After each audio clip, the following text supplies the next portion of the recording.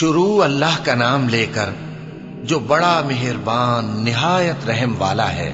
پیغمبر صلی اللہ علیہ وآلہ وسلم نے تیوری چڑھائی اور منہ پھیر لیا کہ ان کے پاس ایک نابینا آیا، اور تم کو کیا خبر، شاید وہ پاکیزگی حاصل کرتا یا وہ سمجھ جاتا تو تمہارا سمجھانا اسے فائدہ دیتا۔ اب وہ جو پرواہ نہیں کرتا سو اس کی طرف تو تم توجہ کرتے ہو، حالانکہ اگر وہ نہ سنورے تو تم پر کچھ الزام نہیں۔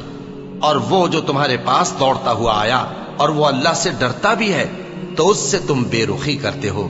دیکھو یہ قرآن نصیحت ہے، بس جو چاہے اسے یاد رکھے، قابل ادب ورقوں میں لکھا ہوا، جو بلند مقام پر رکھے ہوئے اور پاک ہیں، ایسے لکھنے والوں کے ہاتھوں میں ہیں جو بلند مرتبہ اور نیکوکار ہیں۔ انسان مارا جائے، یہ کیسا ناشکرا ہے۔ اسے اللہ نے کس چیز سے بنایا؟ نطفے سے بنایا، پھر اس کا اندازہ مقرر کیا، پھر اس کے لیے رستہ آسان کر دیا، پھر اس کو موت دی سو اسے قبر میں پہنچایا، پھر وہ جب چاہے گا اسے اٹھا کھڑا کرے گا۔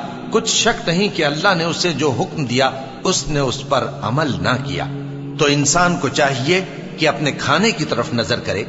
بے شک ہم ہی نے پانی برسایا، پھر ہم ہی نے زمین کو اچھی طرح پھاڑا، پھر ہم ہی نے اس میں اناج اگایا اور انگور اور ترکاری اور زیتون اور کھجوریں اور گھنے گھنے باغ اور میوے اور چارہ، یہ سب کچھ تمہارے اور تمہارے مویشیوں کے لیے بنایا۔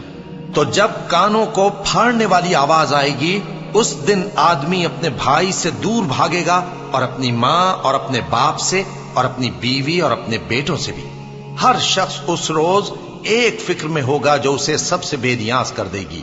اور کتنے چہرے اس روز چمک رہے ہوں گے، خنداں و شاداں، یہ نیکوکار ہیں۔